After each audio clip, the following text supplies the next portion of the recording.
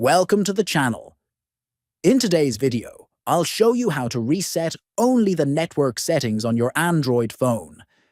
If you're having trouble with Wi-Fi, mobile data, or Bluetooth, this method can help without erasing your personal files.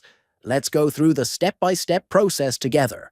First, open the Settings app on your Android phone. At the top of the screen, tap the search bar.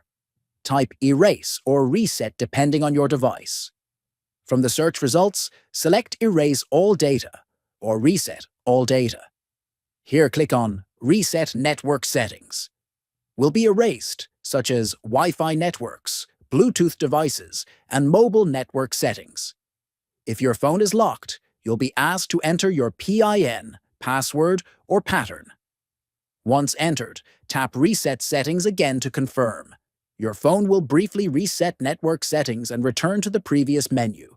This usually takes only a few seconds. That's it. Your network settings are now reset.